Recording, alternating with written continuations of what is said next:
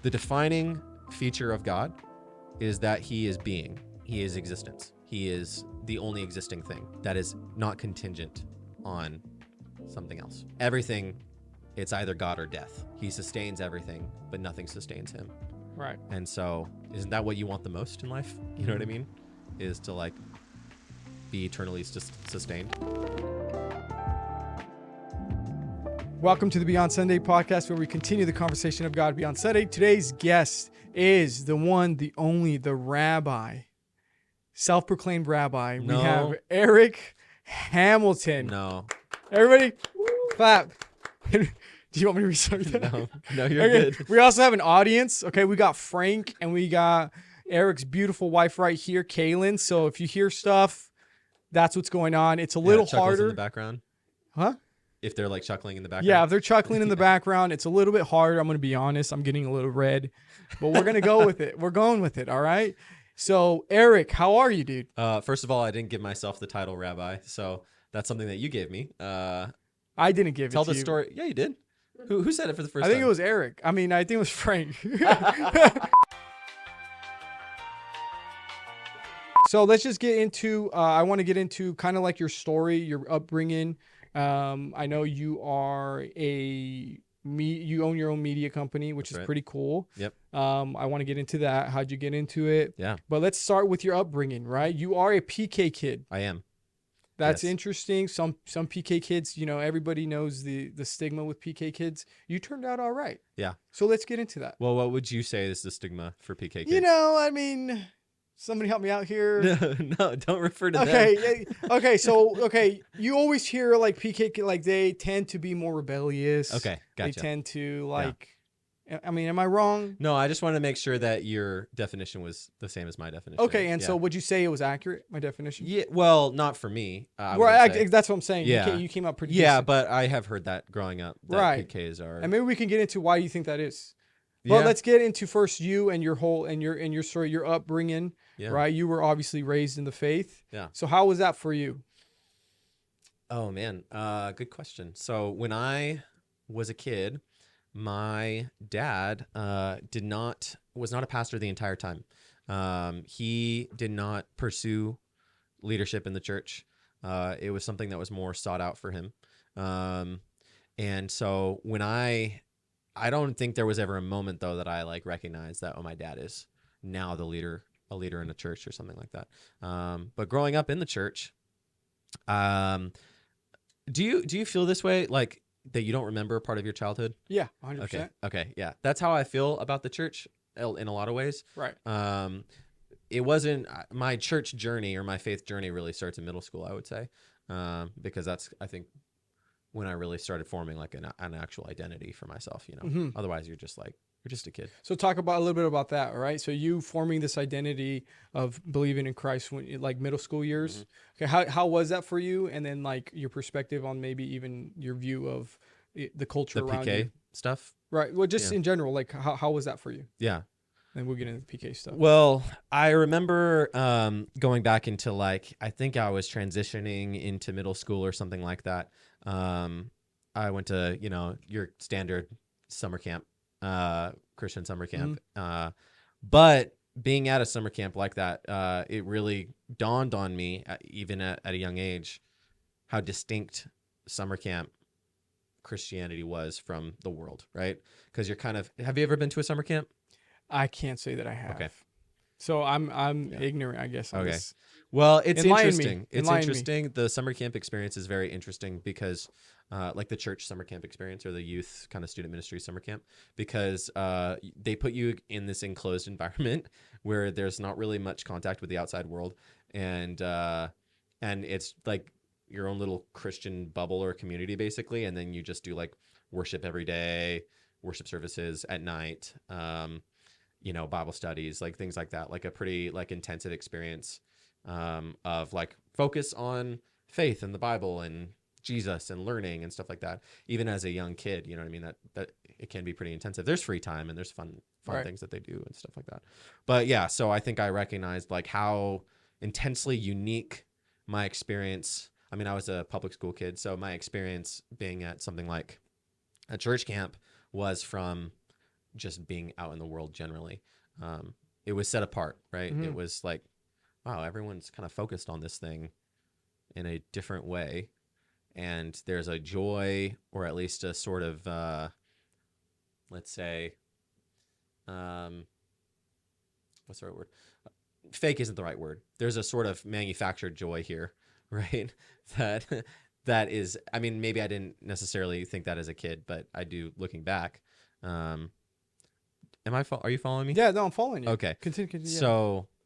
So when I left summer camp and came back to my regular public schooling, again, it was one of those things where, oh, I understand that I'm part of this church family. I understand that I'm, learning about the Bible. I'm learning about these things. But then I go to school, during the week and see certain peers act in different ways, contrary to how things are presented on Sundays of how life should be. Right.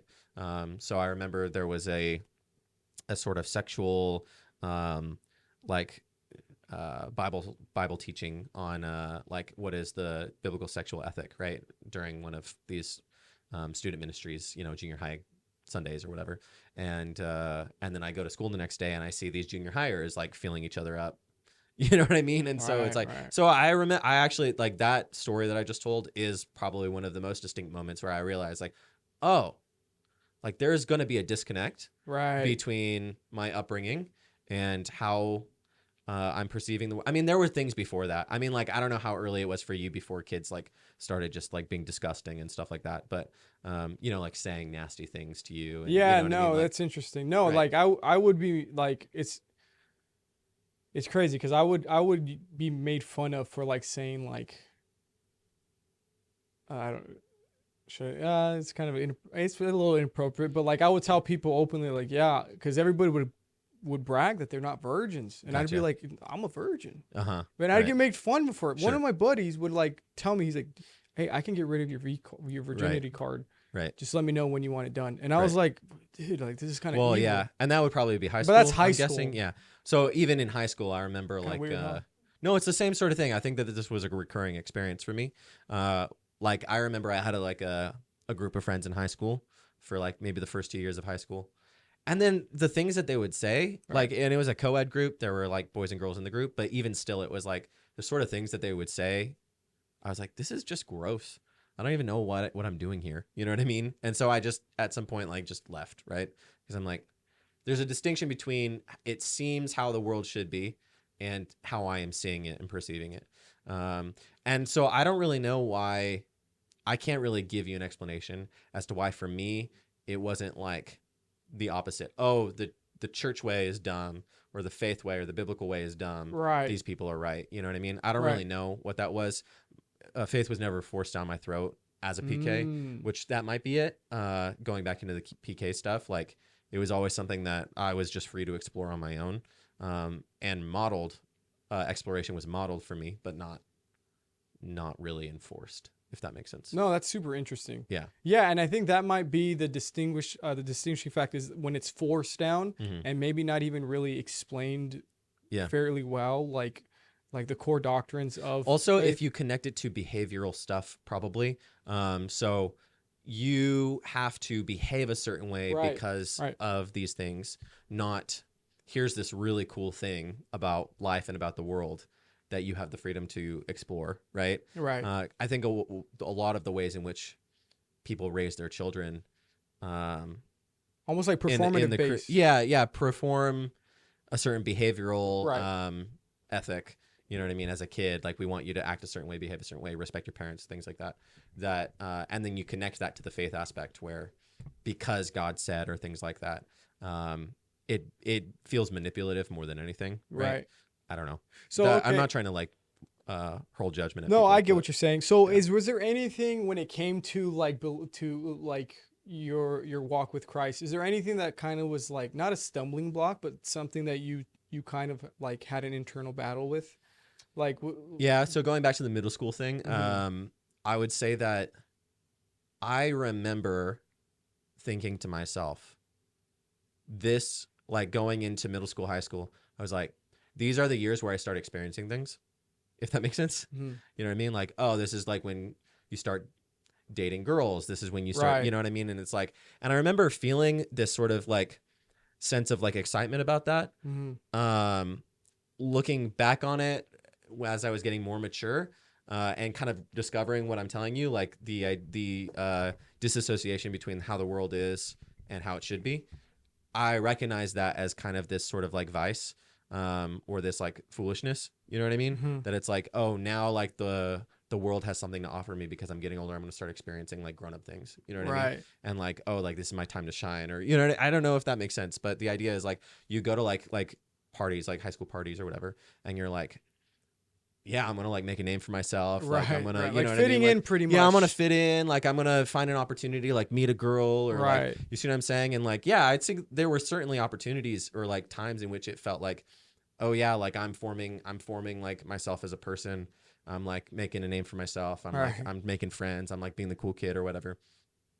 And then, you know, you get a little older and you're just like, that's all pointless. You know what I mean? Like, I don't know. Does that make sense? That makes 100. I relate to it so much because I remember going through a period like middle school, high school, where like I'm doing things to fit in, to be the same as like everybody else. But I remember so distinctively feeling like imposter syndrome, like to the max, where I'm like, I know I shouldn't be doing this stuff, you know, like how I'm talking with people and stuff. It's like, I know I shouldn't be doing it. And I felt like that imposter, like I'm only doing this to like fit in with everybody else. And so that's why, like when you saying that, like, cause there is that pressure of like, I want to be like my peers. Or even like things that like Hollywood would tell you, like, like, okay, I remember I had this memory of like being in middle school, high school age, and like kind of early high school age, and being like, oh, now I'm going to go to a party, right? Maybe they'll do like a truth or dare, spin the bottle game. Someone will end up kissing someone. Maybe that'll be me. You know what I mean? Like, you know what I mean? And you're just like, and then you get a little older and you're just like, this is just so stupid. You know what I mean? Like, I used to, I learned how to play that a little bit just because I thought I'm going to sing to a girl and that's going to be the moment where like we come in. That's the only reason I learned how to play like any of these two things. That's so funny. Was I thought I was going to, what's it called? Serenade, right? I just couldn't sing, so I never got to it. But if I could sing, I would have definitely tried to be like a movie thing. You know what I mean? Yeah. And I mean, besides that, like the learning and developing, I don't know. I don't know what it was. Like, I definitely didn't have a hard time making friends or like fitting in. I think at some point realized like, this is just so stupid. And I think it's because of the, positive church camp experiences that I had, again, where I felt like I saw the world through the lens of like, but there's something more than all of this. You know what I mean? That's cool. Yeah.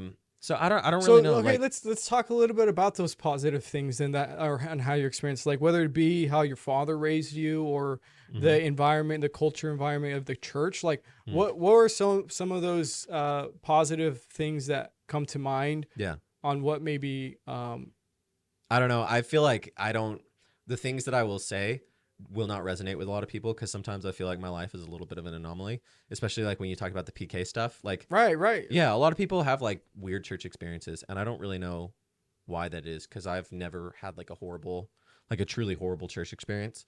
I've never really felt like faith is something that like I couldn't question. I've never felt like faith wasn't something that I couldn't explore for myself and figure out what is true, you know? And maybe it's my dad, maybe it's, you know, well, my dad and my mom, something that they said to me when I was in this age of kind of coming up in adolescence and things like that was they said, this was kind of their disciplinary style. We have a rope around you and we give you a certain level of responsibility. And if you act responsibly, then that rope will be loosened. And if you act irresponsibly, then that rope will be tightened. And so for me, it was like, if I want more freedom, then I just have to act responsibly, you know? And I'm kind of a pragmatic person in that way. It's like, I want to act in my best interest, and that means not fighting against the system, if that makes sense. Is that something they communicated with you through? They said that those exact words. Exactly. So they said exactly, and they lived it out. I would say so. Yeah. Man, that's cool. I mean, it taught me that it was in my self-interest to just operate responsibly. But there's freedom. Again, there's like a level of freedom that comes with that on behalf of the individual that you're parenting and you're saying that to, because you're telling them like it's up to you how, you know what I mean, like how you want to kind of figure things out, you know what I mean? But we're putting borders around that, and if we feel like you're kind of going haywire, then we're going to try to, you know what I mean, like tighten the rope a little bit, you Right. know? And anyway, I don't know how old I was when they said that, and obviously that changes with the level of independence that you develop as a kid. You're headed out. All right. Guys, sorry, we're gonna cut. Frank is interrupting the All right. pod. Sorry, bro. No, I'm leaving it. All right. Frank Gonzalez, he was on the podcast 2 episodes ago. Yeah, there you go. If you want to put a face See ya, to the Frank. name. Drive safe.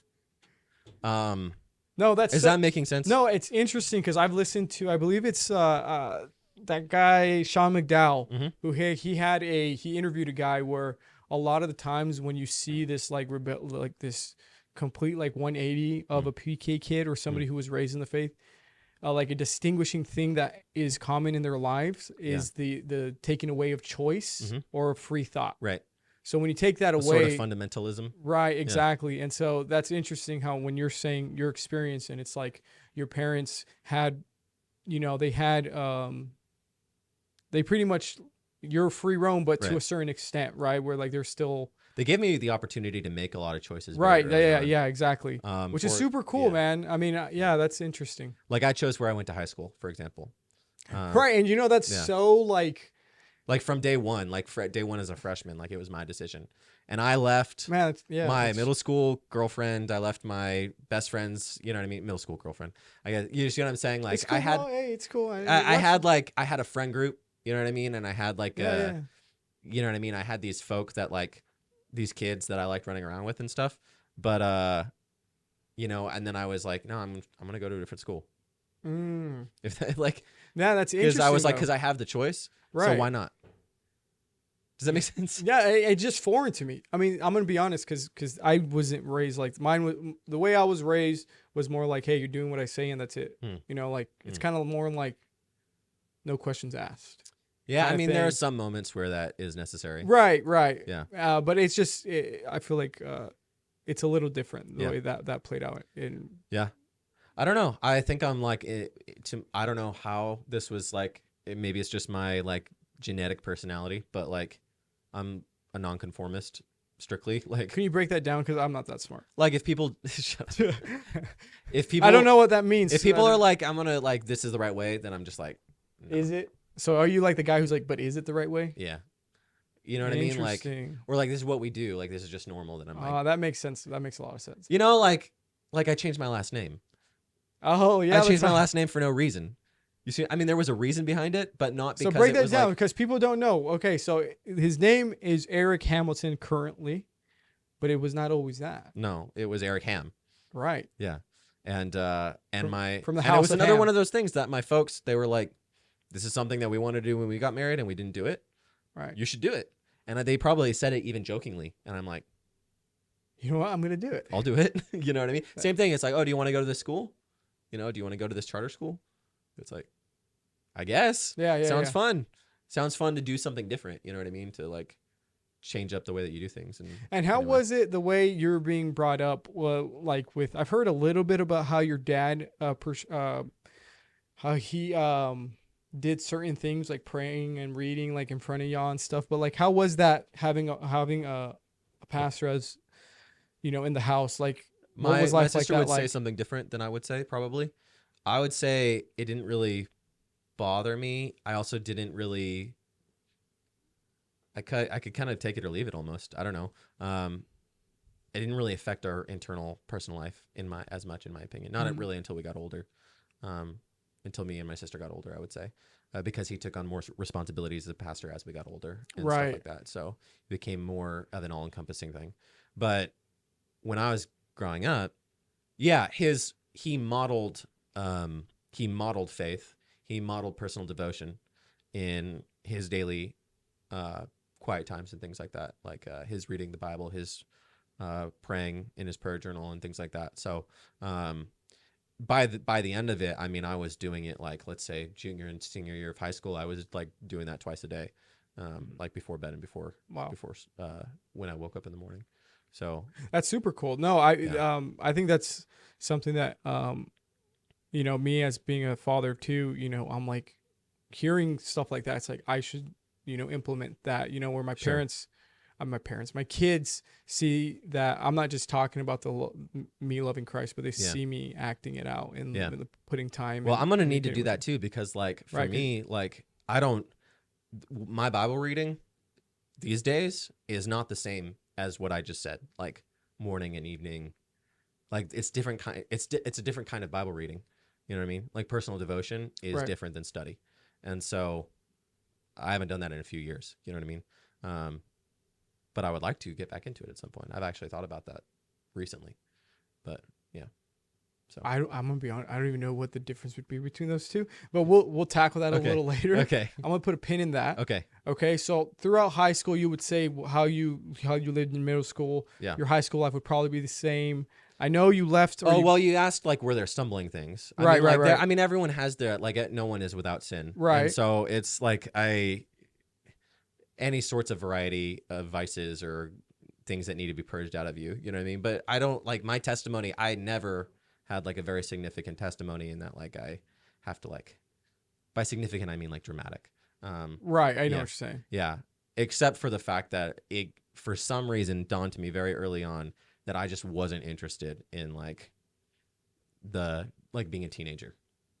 You know, I just wasn't interested. So in you were it. like an old teen, right? Or like Well, you thought you yeah. felt older than what you were. Well, I met my wife, or we started becoming friends like in like sophomore year of high school, Right. So you're and like she was 16. You're and she's 2.5 years older than she had already graduated from and you're 15. so I was hanging out with the college group and like college kids all the time and stuff like that. So yeah, I mean, I was like, I just wasn't in. I was interested in being like post high school when I was a sophomore. So, if that makes sense. Yeah. Yeah. Yeah. I was like reading like books. Like what I would do during lunch, in high school is I would like go read books or whatever. So, like Tolkien, I would like read the Silmarillion. Okay. So And I'm kind of nerdy. Yeah, yeah. So but, you, yeah. When you say you're an anomaly, I would say very much so. And like even in the things that you would read as a teenager, right? Like Right. it's like And I'm trying not to like when I say that I'm trying not to like be like, oh, I'm like a snowflake or I'm special or you know what I mean. Like I'm not trying to come off that way.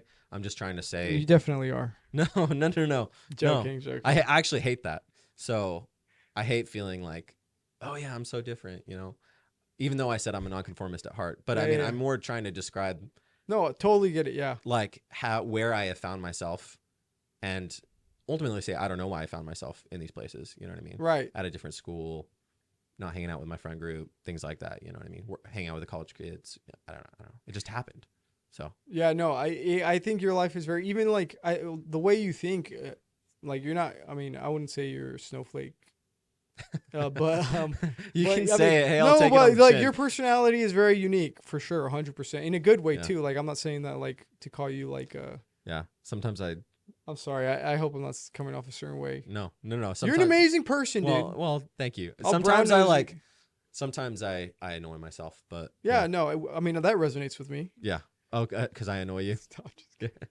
No, okay. No. So let's get okay. I think I so annoy everyone because I at kind some of want to point. just break down like your like just what you've been through, right? Like just Uh-huh. getting to know who you are, Yeah. right, and your upbringing. That's kind of my focus. Nerdy book kid. So you're a nerdy book kid, Yeah. and you really loved for some reason J.R. Tolkien and Yeah, like right. and even C.S. C.S. Lewis, and Still, which is still cool. do. For my bachelor party, we watched a Oh, really yeah. cheesy movie. It's not cheesy actually; it's amazing. But for your conventional guy, it would be cheesy and kind of boring. But we watched like a biopic movie on C.S. Lewis, so that's what we did for my bachelor party and played Halo. So I mean, Well, that's pretty cool. Halo was yeah, Halo was pretty cool. yeah. I I mean, I kept up with the guys. Like, I'm not saying that I was like completely like A a snowflake. weirdo. Yeah. What? you said snowflake. Snowflake? No, I mean like we had fun, and Okay, hopefully I that's still can have so. fun, but- Okay, and then so you're reading these books. You're educating yourself on the faith that you believe in and stuff, right? Uh-huh. Why is it, or why? I mean, maybe you don't have an answer to this, but I'm just going to ask it. Why do those things catch your interest? Like, what about Hmm. them? Whether it be like the theology, the philosophy This behind. is gonna sound so weird. It's okay. Death. Okay, break that down for me. Elaborate. What do you mean by death is what Yeah. I think early on, again, like for some reason, for me, it felt clear that like I was going to die one day. Hmm. I could die sooner rather than later, you know? So it's like, again, why care about meaningless things? You know what I mean? That like, maybe they're not meaningless, but the idea is like they're fleeting, you know? Right, right.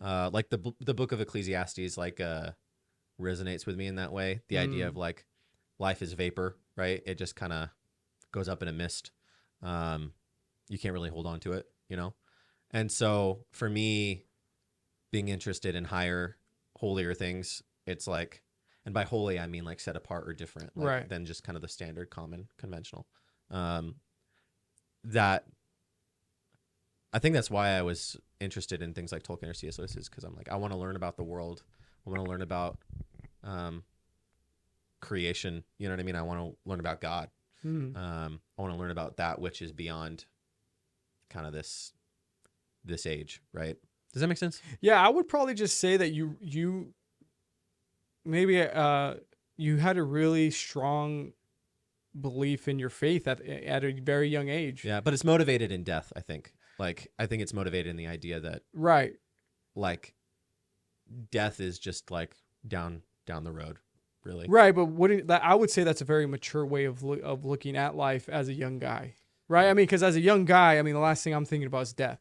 I'm gonna be honest. You know, like Yeah, at I get 15, that. 16, I'm not thinking about death. Sure. I'm thinking about like, what am I gonna do? Right. Who's gonna be my girlfriend? Right. You know, like Yeah, that's, exactly. Yeah. So I would say you had a very like mature view of the world. Probably One of my favorite songs is death. no, it's a song called "Learning How to Die." Oh no, is it Yeah. like depressing or is it like an? It's pretty depressing. Oh, Yeah. yeah. But it was in high school. consistent. It was in high school. No, it's not my favorite song now, but Oh, it was. okay. It was in high school. No, yeah, yeah. I Does see that what make you're saying. sense? Yeah, yeah. When you're a bit moodier, right? That's A bit true. Yeah, I angstier. guess so. Yeah. Huh? Yeah. But Yeah, I guess too. At that Yeah. time, you do feel like, yeah, that's interesting. Man. I remember in middle school having a very intense, like depressing feeling when I realized that moment that I told you about, when I saw that there was a difference between like my youth pastor saying like, here's what the Bible teaches, and then like seeing guys like fill girls up on campus, you know what I mean? And like, Right. and then like the futility of teachers trying to stop you from doing things, and like, it's so dumb, you know what I mean? And then I was like, I like had a depressive period where I was just like, this is all meaningless. Like, I don't know if that's like just too out there and doesn't resonate with anyone, No, but you know. You know what? I will go back to saying you are consistent with your worldview because wouldn't you consider yourself black pilled? Yeah. So No, I do. Yeah, I so do. you're consistent. No, I am. I am. No, You know what I mean? So I guess it's just been. you know what? I'll actually say John Foreman, the singer-songwriter, John Foreman, Mhm. lead singer of the band Switchfoot and stuff like that. Like, he greatly informed my worldview. So I don't know who that is. yeah. Is it like is that a good thing or bad thing? No, it was a good thing. Again, like I don't one of know my who- favorite songs in middle school was called "The Blues," and it's by Switchfoot. What's it And about? like the main line is like, I'm dying. no, it is actually the main part of the song is like it changes depending on the chorus or the verse, but the end point of that line is like the world is going to cave in. Oh no. Yeah, like the world's going to cave in one day. You know what I mean? Okay, let and me like ask- it's all going to go to hell one day. You know what I mean? So, What's your favorite song today? let's it see changes where, all the time. Where you've gone. No, on I the- know. I'm trying to tell you, like that was me in middle school. No, yeah, like yeah, you know yeah, what I mean. yeah, So yeah. I'm just like, what is that? Can I look? Yeah, look it up. Let's see what it The is. lyrics.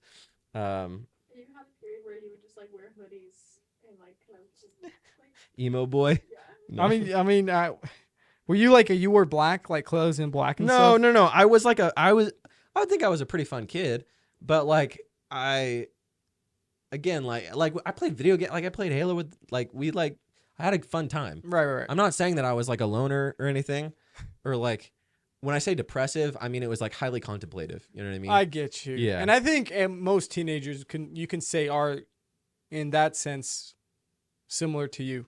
yeah. Right? You know, like they're deep in thought in their own like problems. Oh, it'll be a day like this one when the world caves in.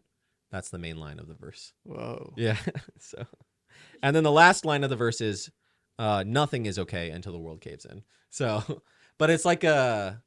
Are you That's so following me? cool. I mean, I want to hear the melody and stuff. You know what I mean? Yeah. You look it up. It's Yeah, a I'll good look song. it up. I'll look it up. Yeah, no, it's the first line is this the new year or just another night, right?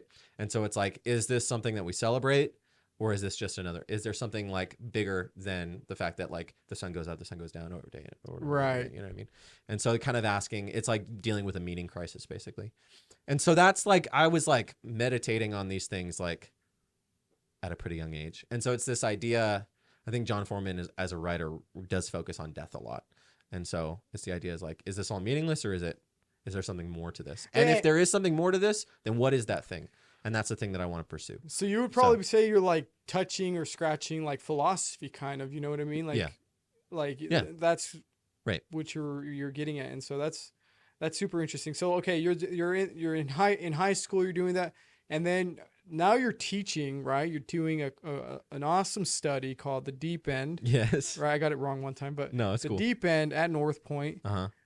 And so like what gets you to that moment, even if it's like the journey with your wife, you know, like if you can speak into like how you guys do that together and stuff, like what made you guys come to the point where you're like, I want to do this study. Like I want to do at least my part in a sense, in the body that I'm in. What was that? Or what's inspired you to do it? Like, was there a lack of that in the church? That's a good question.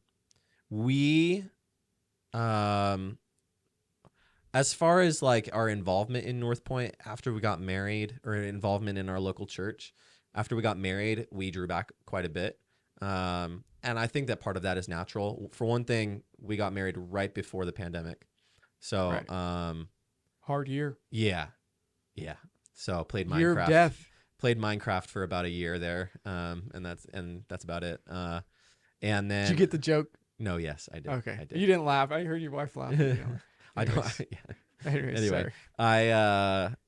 Oh shoot, what was the question? Oh yeah, how do we get here?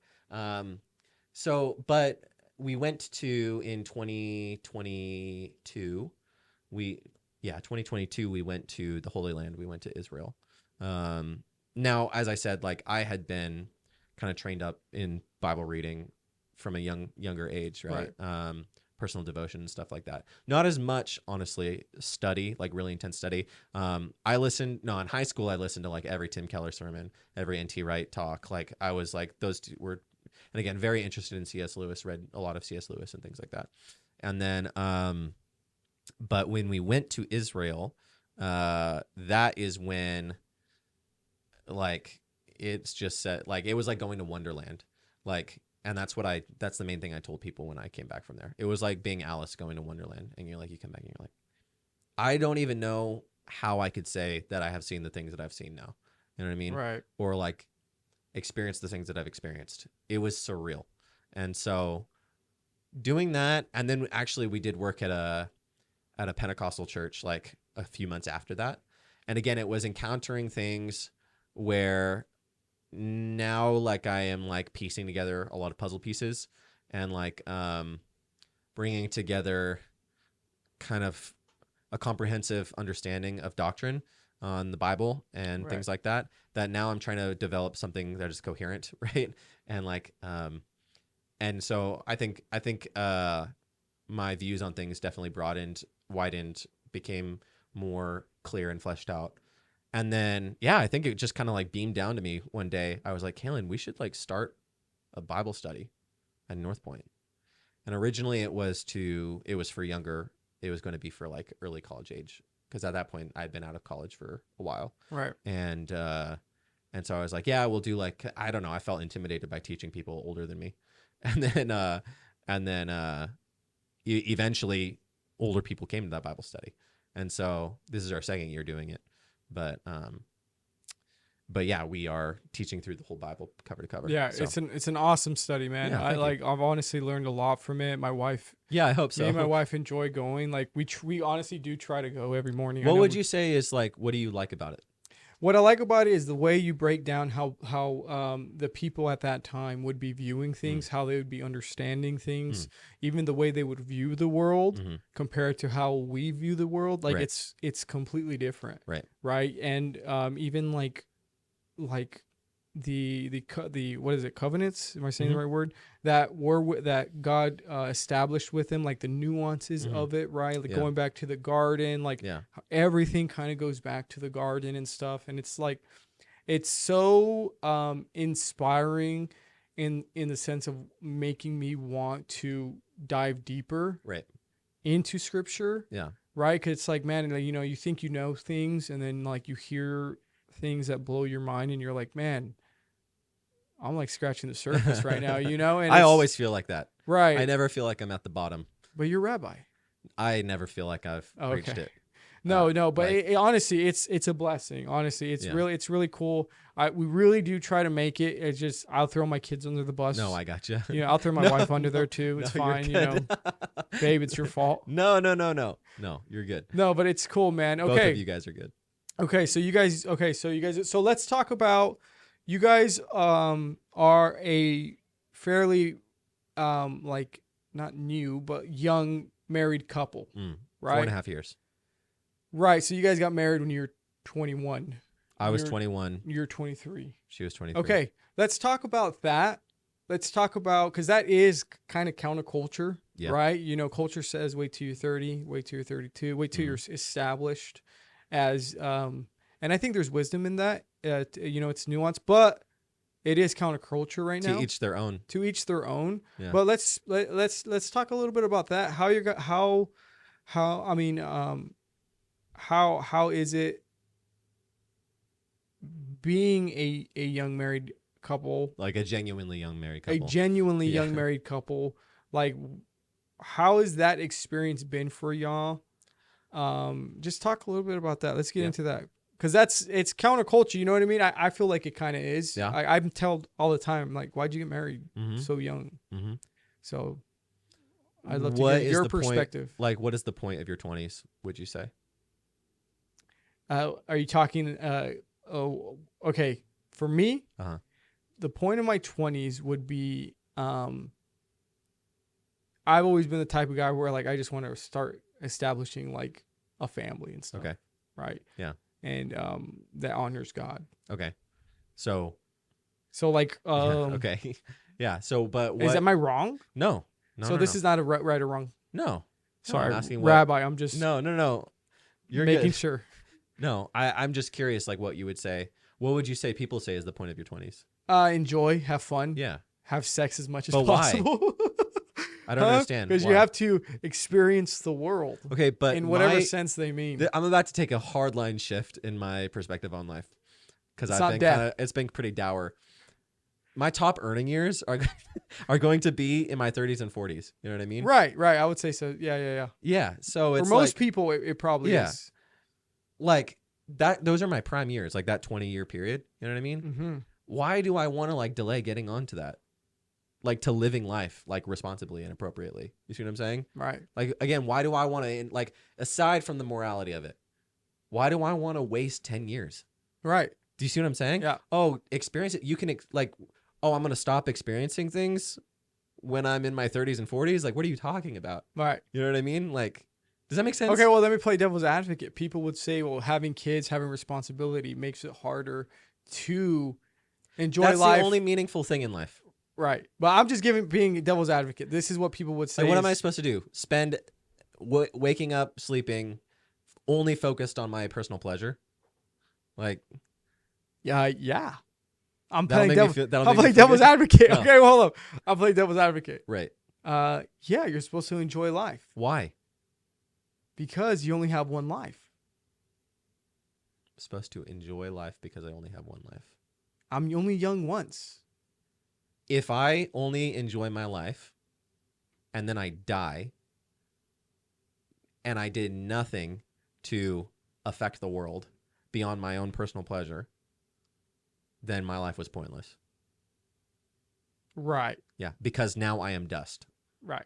You see what I'm saying? Right. Yeah. I'm with you. So all of the investment of personal pleasure is now in the ground. Right. You see what I'm saying? It's almost like an animal. Yeah. Like an animal. Yeah, that's animalistic, Right. right? But if I spend my entire life building something that lasts beyond me, Just ignore it. Just ignore it. It's okay.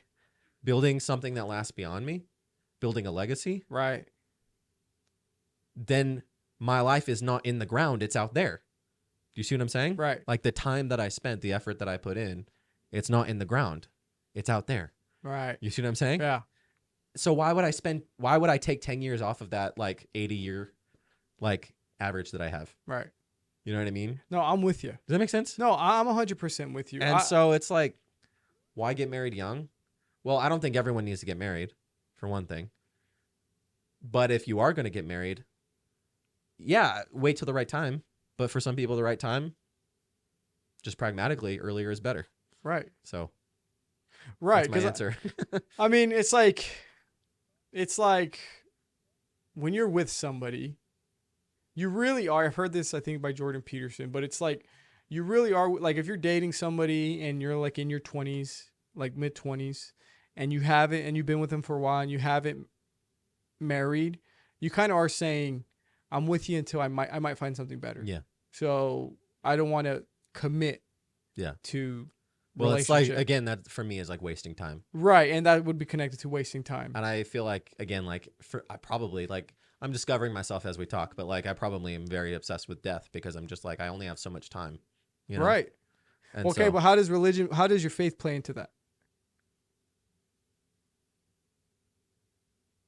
in what way? In whatever way it can. Like, because you're obsessed with death, right? Now, I don't know if you're, Uh-huh.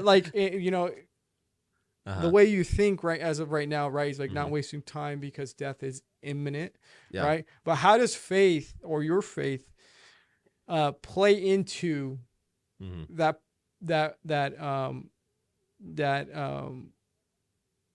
topic, I Okay. guess? Is that a good question? Yeah. How does my faith? Well, the faith aspect is that death is not the end, right? Right. So there is not really genuinely one life to live. There is, but that life doesn't genuinely end. Hmm. It's changed. There's a change to that life, but there is a finality to death in that once you die, everything that you could be has come to its completion. Right. That's what an end is. Like an end is when you find out what a thing really was. You see what I'm saying?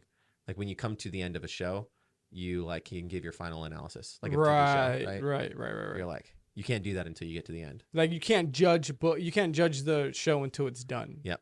Yeah. I mean, you A can, story. but you can't give it like a final. You can't genuinely. Yeah. Same thing with the story of your life and with the story of the world, right? The end determines what a thing is, really, genuinely, Hmm. right? In its final analysis.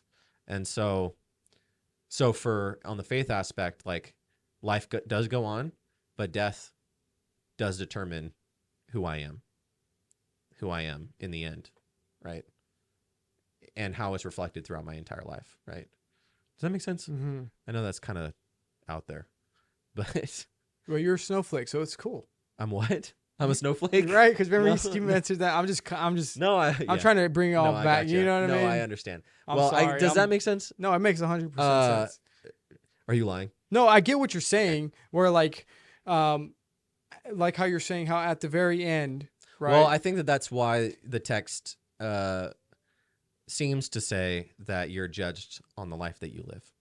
Right. That there isn't a sort of postmortem like taking back of things, or there's a postmortem like now you can be like who you're supposed to be in death. You know Right. what Well, I mean? mean, You see what I'm saying? even scripture talks about, even your point of wasting time with like Yeah. the talents, right? Like Mhm. there's people Right. who doubled their Well, and that at one point that comes to an end, right? At exactly. one point, opportunity But you will comes to be an end. judged by Yeah. by what it Right. it is you did, Exactly. right? So we are going to be judged. That's what I'm saying.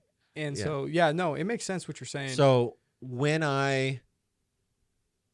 it's almost as though when I have translated into the next life, right, and then the life after that, meaning when I am in the intermediate state of after my death, or in the new creation, in the resurrected state, you know what I mean? It's almost as though like the opportunity to be either or is no longer there, right? And so, and for other people to be either or. So it's like, again, how am I building for that future in the here and now? You know what I mean? And even just generationally, you know what I mean? Like, how am I like being a positive change? You know what I mean? Right. How am I making an impact? But not for myself. Again, like I'm going to the dirt. It's not about me.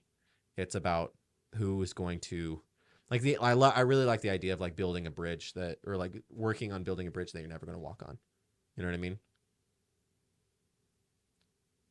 Planting a tree you're never going to sit under. Right. Right.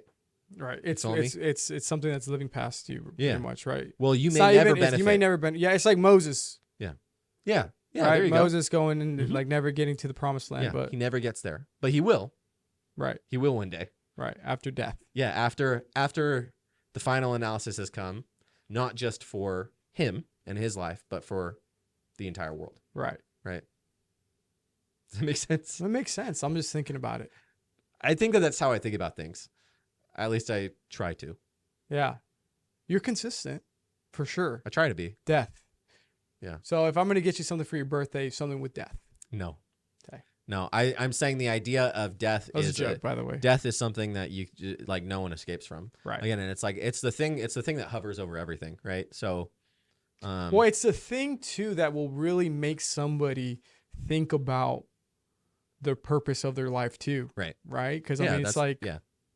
and that's probably how that's why I said you kind of, I would say it's more of a mature way of thinking, I mean, I remember as or a young more kid, of a what would you say? I don't know, like a seasoned way of looking at life, right? Like I don't know. I mean, I don't know what it was. I That's don't what know I if think, it's at least. like I give all credit to God. I don't. I mean, Amen. like that's right, Rabbi. I don't. All I- credit, glory be to God. Well, it's like I didn't plant this in my own head, but I remember as a young kid, the like illumination that it's all gonna end. Right. You know what I mean? And like the TV doesn't matter, and like Right, like, right. like, No, I don't- mean it makes you know. sense. It makes sense. You know, I mean it makes you think about like what are you what time are you wasting? Yeah. Right. And in even scripturally, like, are you being a light? Yeah. Right. Mhm. Right. Because at the end Yeah. of the day, that's what we're here for, is to just right. spread the kingdom. And so like, what are you doing for that? Right. It's like, Yeah, because you're not made for death, right? right. So It's interesting, man. yeah. It's interesting. How are you, Kaylin? Do you resonate with death in the same way? I do. Yeah, I think that's part of what drew us together, because we both had that both kind of felt that old soul feeling of like there's something greater that we would always focus on, and I don't know, we had like a Kaylin was a very existential person as well. What is And existential mean? Like very outside of herself, kind of outside of, like she would have like really, really every birthday that would come along, she would have like crazy intense moments of like reflection and like almost dread, wouldn't you say? Dread that time was passing. Yeah. And then it's like I just before we came here, I was like on my phone or something, and I saw something on Instagram about how like you only get 18 summers with your kids before they're adults. Yeah, that is kind of crazy, huh? I never really think about that stuff 18 until like you summers. see something. Yeah. Unless they live with you, Yeah, I mean, But I get what at you're that saying. point they're adults, right? you know? And the relationship has changed. Right. Are you good? Yeah, no, we're good. Okay. Yeah, no, that actually makes me trip out a little bit, because Like this is 10 and this is 8. See what I'm saying? yeah, That's how many years you get Yeah, before your no, children it's are crazy. adults. You see what I'm saying? yeah, And so like I'm not overly dramatic like about like if we get talking about these things, it'll come across that way, but Mhm. it's like Christmas rolls around, New Year's rolls around, it's like it's just another year. Like I totally understand that. I didn't have that sort of existential reflection moment that Kaylin did, and she doesn't have them anymore. But I think she definitely resonated with me in this way, if that makes sense. Like very deeply contemplative and Well, that kind of thinking too, though, makes you. I mean, I think it can go two ways. You can either like obsess about it and maybe get in a season of depression, or you can be grateful for what you got and what you have. yeah. And it's like it's a moment of reflection. I feel like that's, it can yeah, be, and certainly.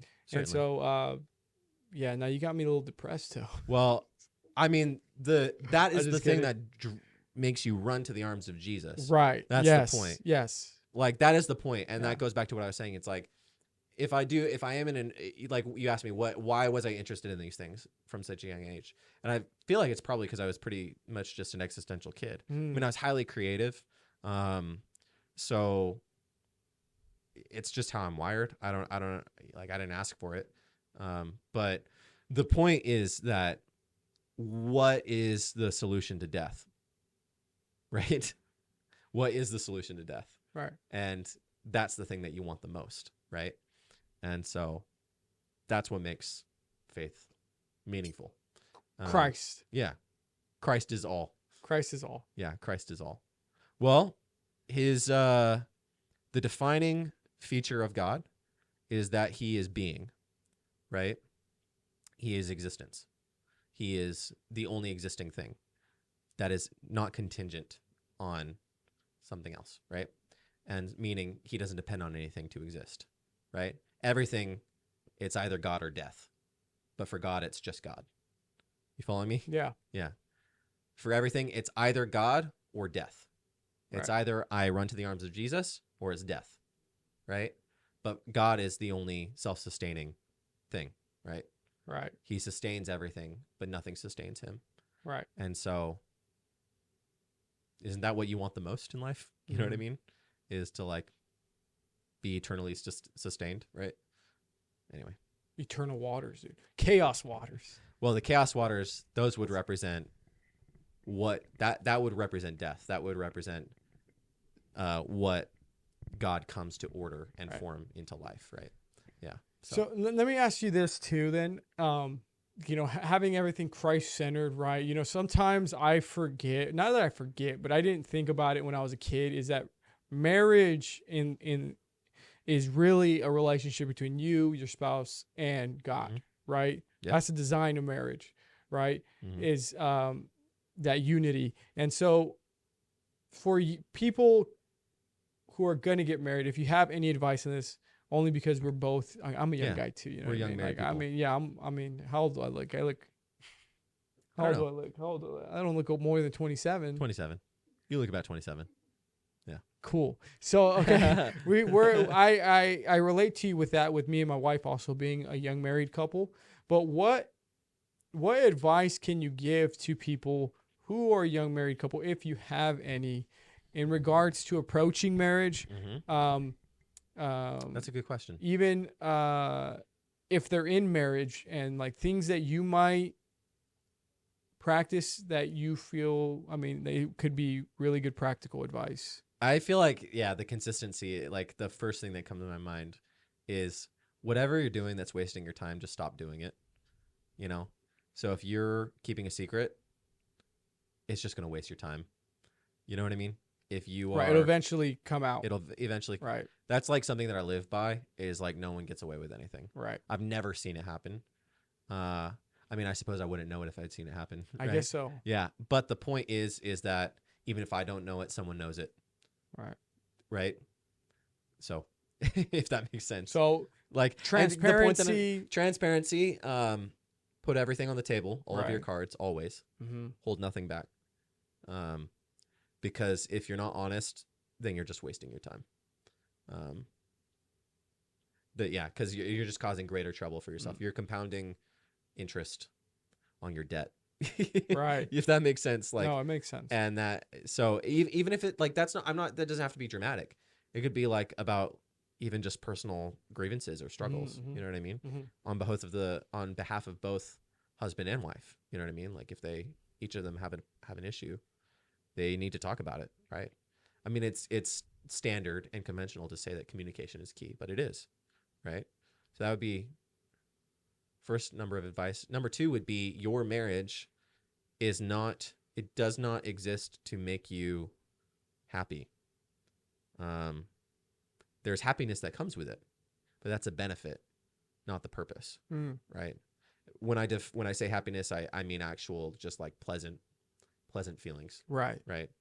Joy or a happiness that is more defined as something like joy is deeper than pleasant feelings. You know what I mean? You can be joyful, but like very sorrowful at Right. the same time. But that would be the other thing, is that like stop trying just to like live a life that is just about your personal happiness, you know? Countercultural too. Yeah. Today. Yeah. I think the point is that your marriage is both to make you better people and to make the world around you a better world.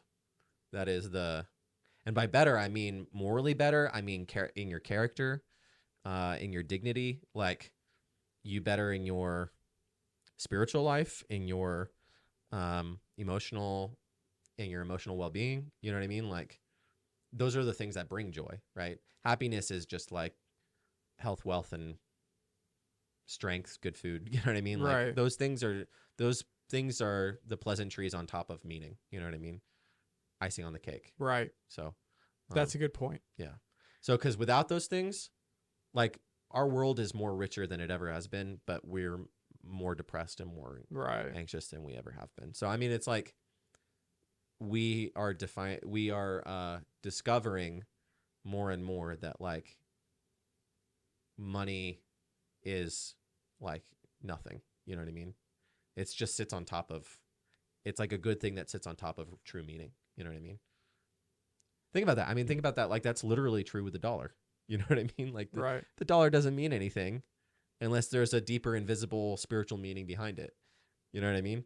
And that would be the trust that we have in the dollar. It would be the value that it has to trade things. You see what I'm saying? But like, it's just a piece of paper, right? It's what it's worth pretty much. There's a spiritual reality behind money.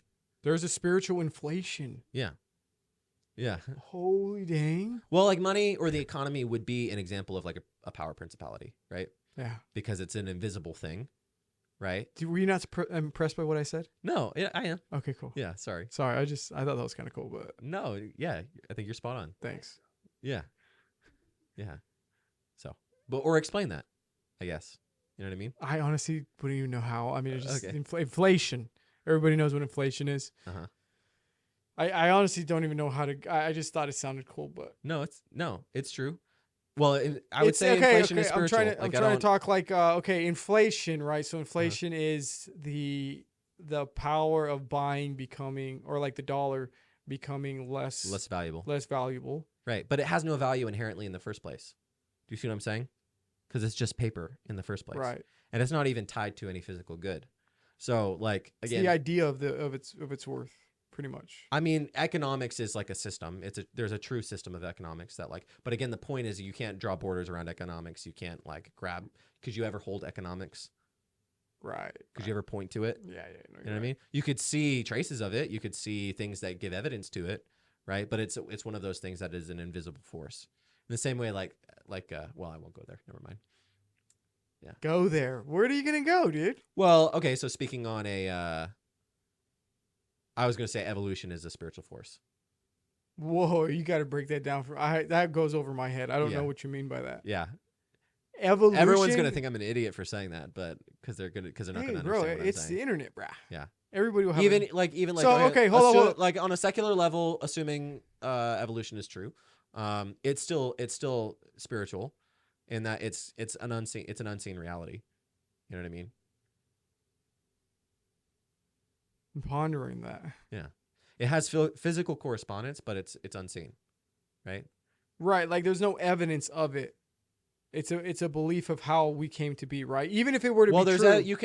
There's evidence pointing to spiritual reality. reality. But it would depend on what you mean by evolution, right? Sure. Like, what do you mean? Like, if you're talking like, is there evidence of? I'm not asserting whether or not it's true. Right. I'm just talking about the ideas, like democracy. So is democracy? Can you like feel it? Touch it? Touch it? Yeah. Where? I have a Trump poster somewhere. No. Joking. You're identifying things. You're so funny. you're identifying things, right, that point to democracy, right? So you're pointing to an idea of something. Yeah, is that what you're kind of saying? Are inherently like spiritual. Evolution, whether it's true or not, it's an idea. Yeah. Right? Yeah. How do we put Man, this? we're going somewhere with this, huh? Well, I think it's important to identify what spiritual reality truly is. You know what I mean? And it is spiritual reality deals with mind and intelligence, and like those things can be reflected in physical things, right? But it's like there can be physical correspondence to spiritual reality, but spiritual reality is higher and like behind physical reality, right? And so anyway, I know that that's confusing, but money is a good way to talk about that because it's like there's no value in the dollar. Yeah. Right. Yeah. Like, what's a dollar to a dog? A terrible toy. Yeah. Right? You see Yeah. what I'm saying? Yeah. So makes there's sense. something in human beings. And this that is like the identifies mere a dollar. Christianity thing we're going through. Yeah. Right. Oh man, that's cool. Yeah. Do you think a dog could identify like El Capitan from From picture. sorry, what? Like let's say a dog is in Yosemite. Like, I don't know what's in Yosemite. It just knows there's a bunch of trees. Is that what you're saying? Yeah. All it sees is shapes and colors and lines and like Yeah. where its food is and where it's smelling. You know what I mean? Right. It's not giving names to things. Human beings give names to things. See what I'm saying? Right. So there's physical correspondence. I mean, this is very Platonic in the idea that like there's a world of forms above there. Like, so there's a table, right? But like, what makes that a table? Usually 4 legs, but this one has something different. Whatever. I mean, Yeah. the point is A that flat is that a table surface. to a dog? An elevated flat surface. Yeah, there are certain properties in the table that like help you to identify it as a table. Right. But to call it a table, that's to give it a name, Right. right? But do animals name things? I wouldn't know. No, they don't name things. Oh no, they don't. Right? Because they don't communicate. They don't have language. Right. You see what I'm saying? Right. And so again, when we name things like the economy or evolution, you see what I'm Yeah, saying? yeah. I When see we what draw you're getting boundaries at. I around see what you're reality, getting at. Yeah. when we draw category lines, right? Those are that's enlightening us to spiritual reality. You see what I'm saying? We're practicing a spiritual reality. Would this be like philosophy kind of thing? Yeah, it would be metaphysics. You love philosophy. You're consistent, bruh. It was philosophy when you were middle school. Yeah. It's philosophy today. Right. And then realism, the philosophical assumptions of realism would say that those lines that we draw are real lines. So like Right. they actually exist. They're not things that we impose upon reality. They're actual things. There actually is such a thing as a table, right? Right. And then the theist assumption or explanation of that is that they exist in the mind of God, right? Right. Because he's the one who names reality. So anyway, it's very interesting. It is very Yeah. interesting. Sorry. I This want is to like- continue the conversation. I think we hit like an hour. I kind of Okay. got to go somewhere in a little bit. Okay. But here, let's do some fire. Let's quick. I love the conversation. I genuinely did. I want to ask you a couple questions real quick. Just fast questions, just so we can get to know a little bit more about you. If you ever want to come back on, maybe Kaylin could come back on. Happy to come on whenever you want. Yeah, dude. My phone. I genuinely enjoyed the conversation, especially the topics Sorry, I we're was getting morbid into. for a little bit there. What does but morbid mean? like depressing or like kind No, of dark. bro. Hey, that's Yeah. every teenager, bro. Okay. You No, know, a that's lot of true. teenagers tend to be more. Well, a lot of them drown it out with sex, money, and rock and roll. Right. You know, and and that's what fills it, right? Yeah. Yeah. So I think. or For that's me, what I they just- believe I fills just it. identified those things as meaningless anyway, so I didn't really Right. care. You know, not that I didn't like rock and roll, I did, but you know, So let me ask you these fireball questions, all Okay. right? What's your favorite rock and roll song? rock and roll song. Is that what you said? You like rock No, and roll? I did. Yeah, no. I don't listen to it as much anymore. So You don't got one? What about when you were in middle school? there's too much music to pinpoint. I think a single Okay. song. All right, let me ask you this question. What's your favorite color? My favorite color. Right. Do you ask this of like all of your guests? Yeah. You do. Yeah, just, it's a Oh, fun you little do, thing. Okay. Well, I mean, if I had to think about the rock and roll question, Maybe I can make it like a segment. yeah, I don't know. I can answer that. I'm sorry. Well, yeah, that's just switch fit though. I mean, like, there's too much. Yeah. So Yeah. the sound. I mean, I played the electric guitar and stuff. Like, so you're electric. Yeah, that's right. yeah. So And you're a skater. Yeah, Yeah. typical rock and roll kind of guy, yeah, right? yeah, kind of beachy Californian rock and roll. but Right. Yeah. Okay. Favorite color? Yeah, what's your favorite color? Green. Dude, mine's green too. There you go. Okay, what's your favorite Bible verse? If you had to pick one. Can I name a chapter? sure. Sorry. No, it's okay. Go for it. Isaiah chapter 40. It was read at our wedding. So, And break it down for us. Like, what is it? What is it saying? I can so look it Isaiah up if 1 you want. through 39 is going to be kind of the chapters of judgment, the coming judgment on all of these different countries and cities, all the way leading up to the great day of the Lord, right? Ultimate final judgment. Right. But then chapters 40 through 66 are going to be all of the, the bulk of those chapters are going to be the suffering servant passages or the servant passages. So the suffering servant is what you like about it. No, well, Isaiah chapter 40 is the introduction of that whole section. So it starts with comfort. So the idea is that, let me just explain it and then you can read it. So the idea is that for these 49 chapters, it's been the judgment is coming, the judgment is coming, the judgment is coming. Mm-hmm. But then Isaiah chapter 40 is introducing what is the hope, right? Mm-hmm. What is the hope in spite of the fact that the world is devastated, right, by sin and wickedness, right? And that judgment is going to come ultimately. But what is the hope beyond that? So the verse starts with comfort, right? It says, comfort, comfort my people. Speak tenderly to Jerusalem. And so the idea is that there's hope in the midst of darkness, right? And then it ends with the resurrection. They will run on wings like eagles. They will walk and not grow faint, or walk. It's one of those. So you can read it. So it's kind of long. So just read it. Just read it. You want me to read it all? I'll do it for you if you want me to.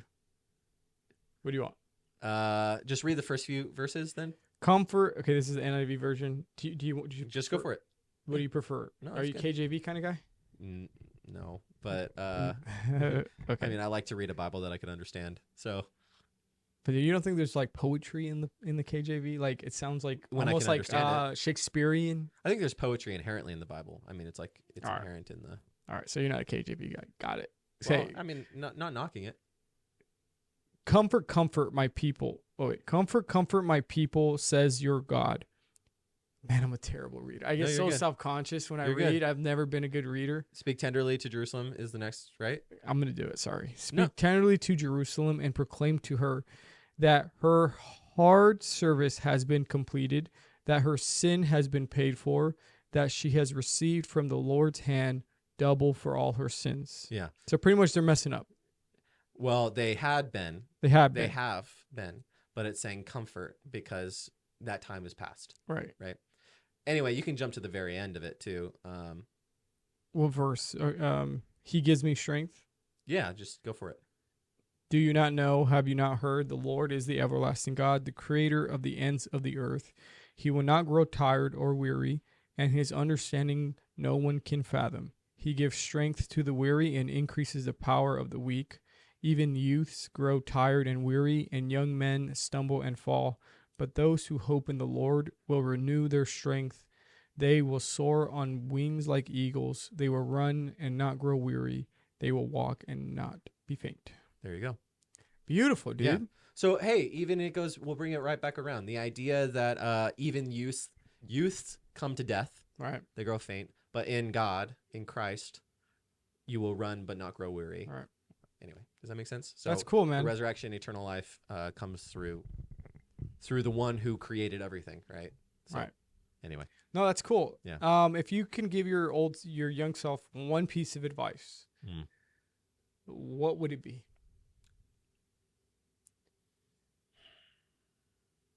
Don't go on social media. Wow. Yeah. Waste of time. There's a lot of bad stuff on social media. Right. It's pretty much like soft porn. Oh, sorry, you can't say that. Corn. You can just cut it. Just soft bleep porn. it. Just bleep well, you know what I mean? It's just a lot of it can be there is hard porn on the internet too. That's very easy to find. But social media is like there's like I'm not even talking. I mean, I'm talking about any number of things. I mean, even now it's worse. Well, even today it's worse, but I mean, it's like, I mean, obviously your algorithm feeds you what you're watching and stuff, but it's also like self-absorbed. Like it's all about imagery. Yeah. About how people perceive me. Brain rot is a true thing. Right. Like that is a real observable reality. 100%. So, yeah. Okay. I mean, for me, it would just be, I guess, spend less time on social media. Right? No social media. Yeah. So we got what we learned from no social media, just less time. Less social. So we got from Eric what we learned from him was that he's a unique guy. He's a rabbi. I'm not a rabbi. His favorite color is green. No, I'm not. Isaiah Yeah. 40, if you ever want to relate with him. And It was read at our wedding. I mean, I've got. oh, it's great. I'm not Yeah. knocking it. Does it sound like I'm knocking it? No. I'm not knocking it. I think it's a beautiful thing. Yeah. And also, don't go on social media. No. Oh, no. shoot, I'm sorry. Hey, there can be a lot of great stuff on social media Yeah. too. I mean, it's a great. But generally, just don't get on it. Right? I think if you're a teenager, I'm just if you're a joshing. teenager, I'm just joshing your chain. yeah, I That's all gotcha. I'm doing right I now. love it when you do that. Whoa! I'm not. No, that's not sarcastic.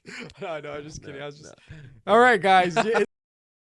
Is there anywhere? Do you want to plug anything if you want to? Oh, if whoever's watching, if you're watching and you have a business and you do community service and stuff, reach out to these guys because they're. There Yeah. you go. Well, That's a little plug. yeah. Evergreenmedia.co. Let them know I sent you. No. That's not the link. Shoot, what did I say? No, it's cool. Isn't it Evergreen? It's evergreenmediaproduction.co. Yeah. Evergreenmediaproduction.co. Yeah. JulianandBenjamin.com is our parent. Oh, Our you guys have parent a bunch of YouTube stuff I could put on there too, huh? Yeah. mhm. You could follow the reaction channel where they react to what would you say? Not like Lots movies. of we do games and movies, movies and shows and things like that. movies, games. The and goal all for that is to sign up to their Patreon. on our main website, You're like, JulianandBenjamin.com. The header is media to make a positive impact, and so whatever Right. we're doing, whether it's silly YouTube channels, just for entertainment, or yeah, whether we're working with companies to produce content for them, whether they're businesses or nonprofits or anything like that. The idea is that we're influencing culture and building for the future. So legacy. Love it. Okay. Let me know what you guys thought in the comments below. And thank you guys for tuning in. God bless. Bye bye. Bye bye.